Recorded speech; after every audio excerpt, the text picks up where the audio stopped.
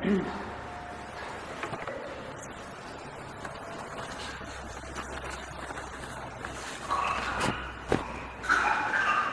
reading today comes from the pen of James Luther Adams, who was one of the preeminent Unitarian theologians in the mid-20th century and probably one of the greatest in all of Unitarian history.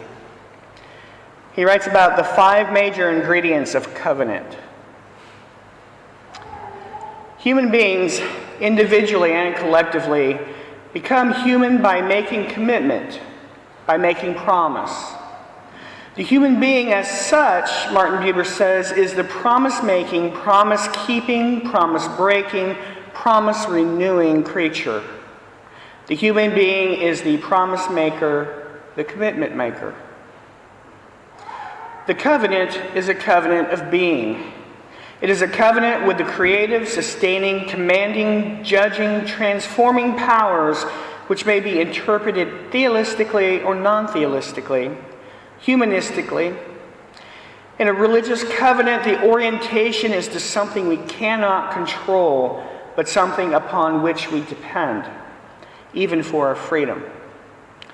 Jonathan Edwards called it the covenant of being. The covenant is for the individual as well as the collective. The individual is brought out of separateness into covenant. We are responsible for individual behavior, but also for the character of society.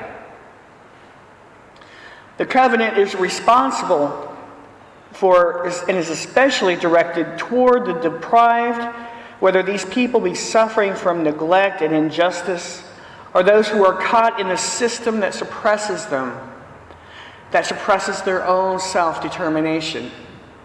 It is the gap between covenant and system, between the ideal behavior that creates deprivation and makes it difficult for a type flight executive, for example, to speak out in public regarding his or her dissident convictions. The covenant includes a rule of law, but it is not fundamentally a legal covenant. It depends upon faithfulness, and faithfulness is nerved by loyalty, by love. Violation of the covenant is a violation of trust. What holds the world together, according to this dual covenant, then, is trustworthiness, eros, love. Ultimately, the ground of faithfulness is the divine or human love that will not let us go. Here we see the theological basis for accountability by persons and by the church. And this may be the fundamental intellectual agenda for today, a doctrine of the covenant, whether it be given that name or not.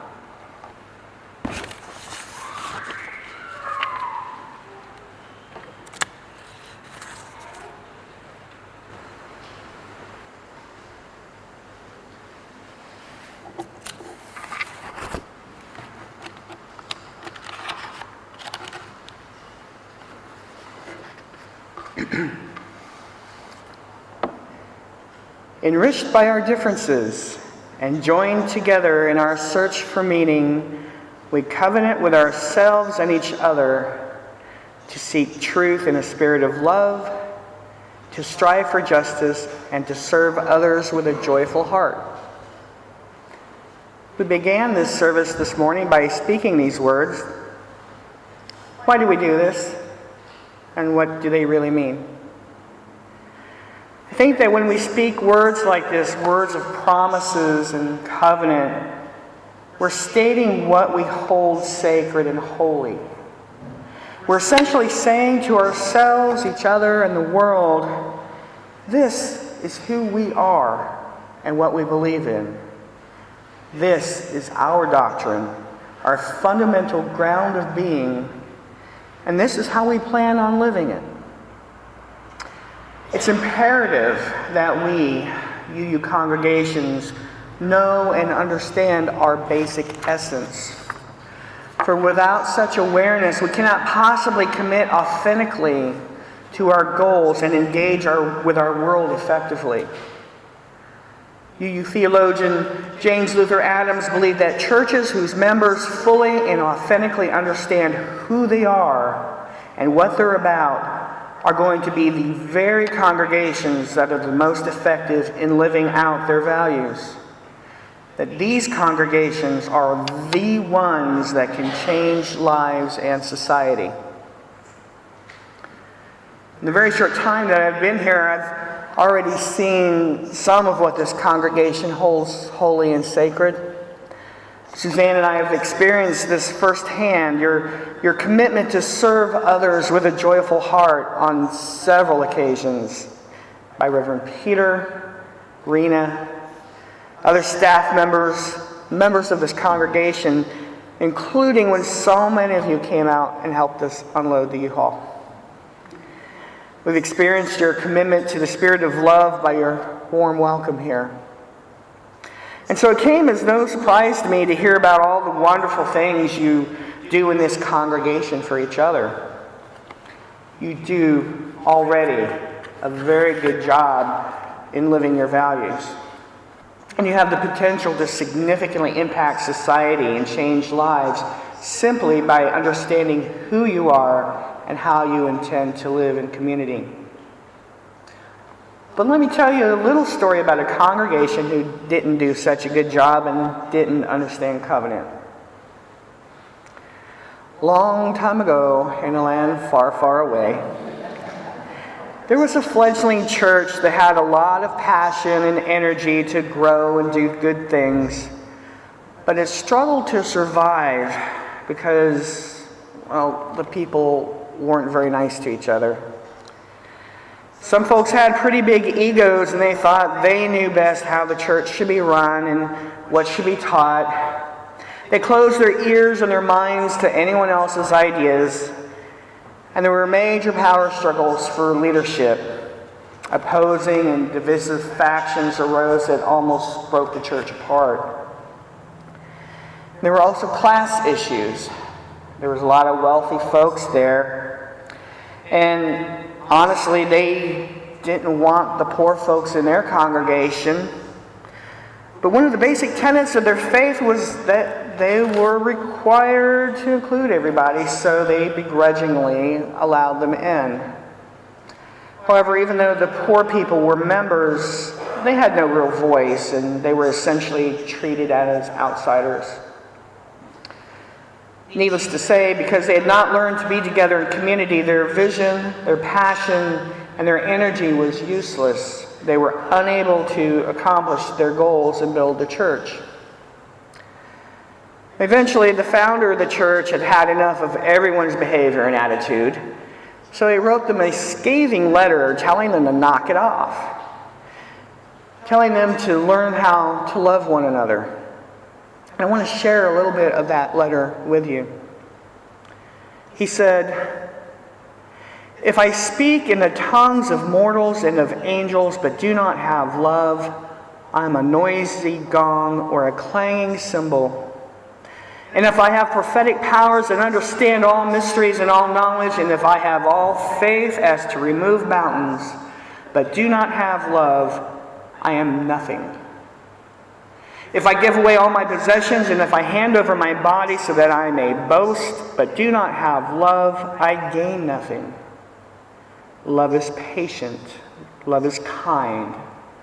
Love is not envious or boastful or arrogant or rude. It does not insist on its way. It is not irritable. It is not resentful. It does not rejoice in wrongdoing, but rejoices in the truth. It bears all things, believes all things, hopes all things, endures all things." He went on later to say, "And now faith, hope, and love abide, these three, and the greatest of these is love." You've probably heard or read these words before. They were written by the Apostle Paul to the church in Corinth. The text can be found in 1 Corinthians chapter 13, verses 1 through 7 and 13. Many of you probably associate these words with wedding ceremonies. It's a beautiful sentiment. Love gives meaning to everything, and without it, there is nothing. But Paul wrote them not for weddings. He attempted to correct some serious problems in the congregation in Corinth. He wanted to impress upon this congregation that their behavior was not Christ-like and that they needed to walk the talk. They needed to understand and commit to covenanting together in the love of Christ. And if they were going to be Christians, then by golly, they needed to act like it and love each other. According to Paul, it didn't matter that they had energy and passion, and it didn't matter that there were some good things being done. What mattered to him was that they were in right relationship with each other, because that was what Christ was all about. So let's jump ahead now to the year 1637 in the town of Dedham, Massachusetts. There's a town of about 30 families. They had just established the essential infrastructures they needed to function as a town, and their next task was to start a church. Problem was that they were all relative strangers to each other. They didn't have a clear idea of how they wanted their church to be, nor how they wanted to be in community with each other. These folks in Dedham, they were pretty wise, and they wanted to do church right, so they decided to spend some time together getting to know each other, learn how to work together, and how to support one another. So they held weekly meetings, rotating from house to house to house, to, quote, lovingly to discourse and consult together and prepare for spiritual communion in church society, that we might be further acquainted with the spiritual tempers and gifts of one another. Unquote. Their loving discourses were made possible by simple yet effective rules of engagement that allowed them to speak directly yet thoughtfully and peacefully, to question without arguing or attacking, and to listen respectfully. And these meetings didn't just last a few weeks, they lasted an entire year. No Bible study, no church service, no communal worship. They were very intentional about the community they wanted to have. So what did they talk about in these meetings? They talked mostly about love. And according to the historical records, this was a time spent about questions as pertain to the just, peaceable, and comfortable proceeding in a civil society. That is, their early conversations revolved around what society needed to be healthy and strong.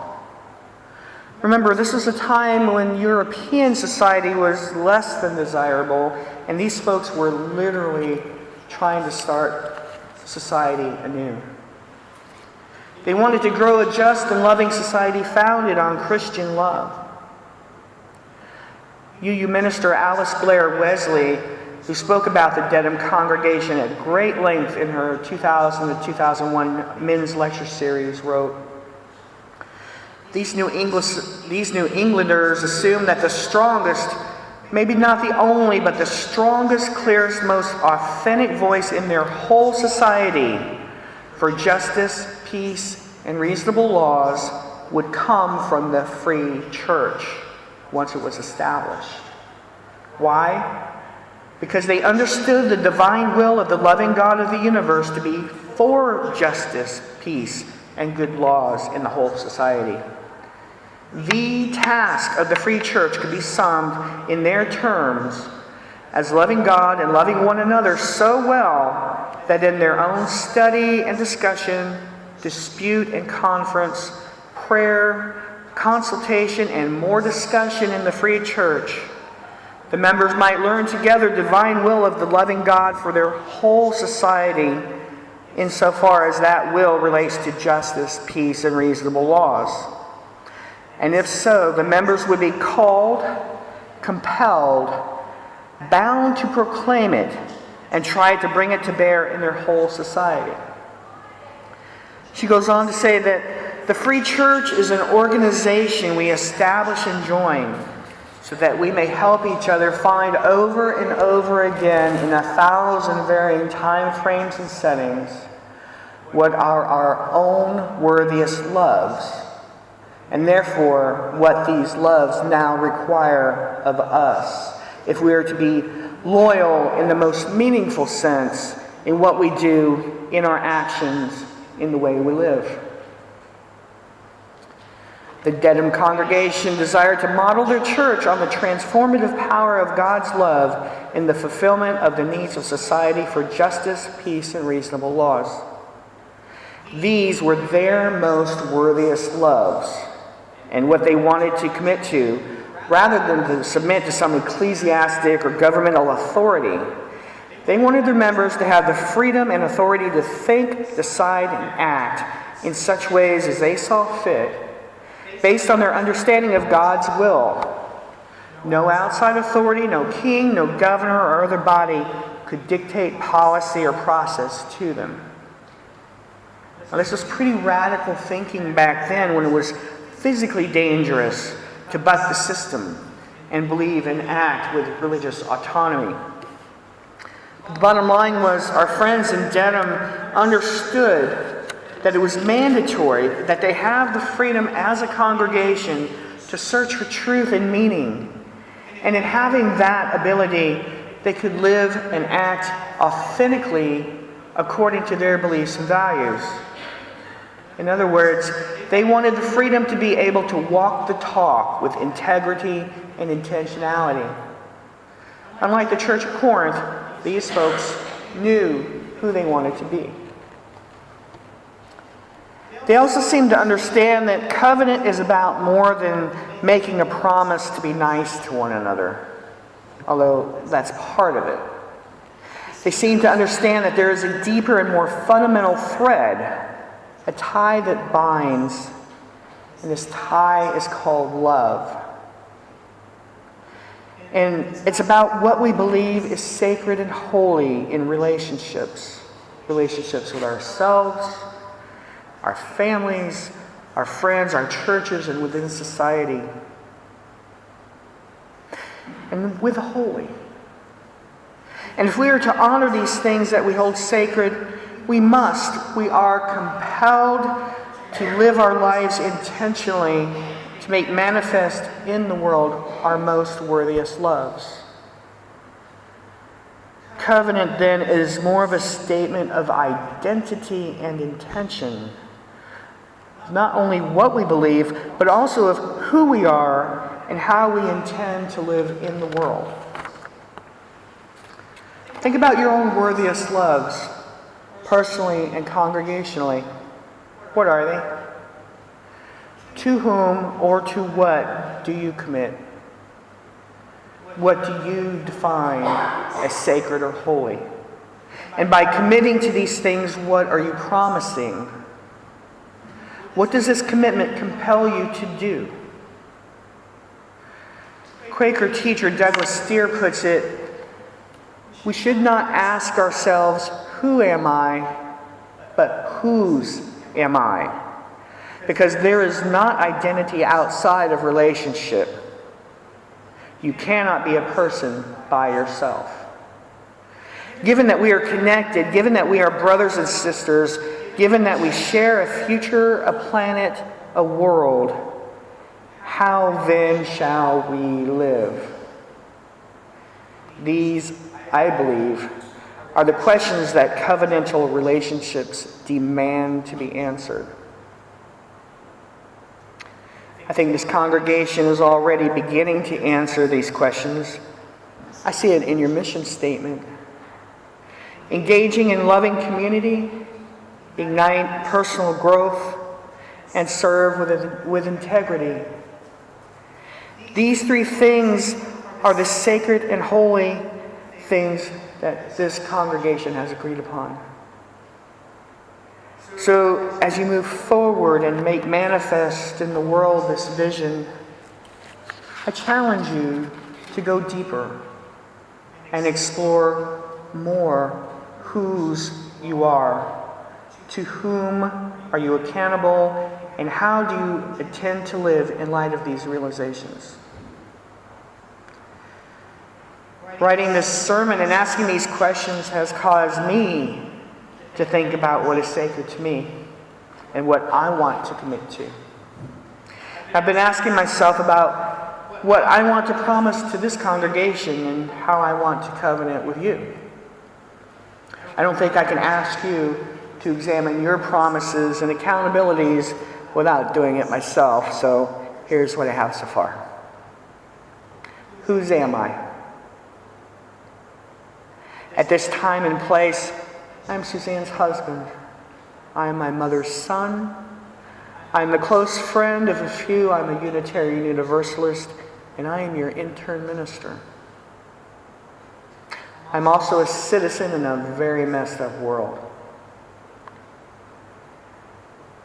I belong to and I'm accountable to all of these relationships. These are the things that I hold sacred and holy. And each has its foundation in its own way in love. To you specifically, I promise to give you the best of what I have to give. I promise to treat you and speak to you with care, respect, and compassion. And I promise to learn and grow and be taught by you. And in return, I will serve with joy and gratitude. I promise these things to you in the knowledge that I am human and I will sometimes fail. For example, I have broken promises that I have had to ask for forgiveness for. I've had to re-examine some overly idealistic promises and make more realistic ones that I can actually follow through with. But I am human, and I love deeply, and in that I will not fail. My article in the latest Focus newsletter talked about beginning as you wish to end. So I'd like to begin my relationship with you as I wish it to end, in a covenant of love. Therefore, I invite you to recite our covenant again with me.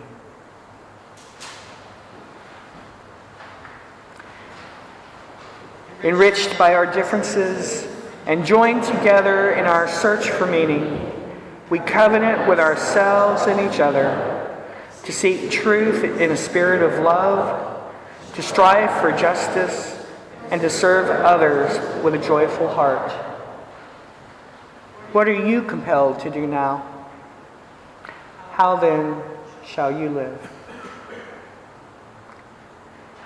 Which takes us right into our invitation to serve. Each week we offer an opportunity for you to serve this congregation and the world. So I invite you for a brief time to think about how you would like to serve with joy this week. There's a place in your bulletin where you can reflect on that, and just take a moment now to jot down something.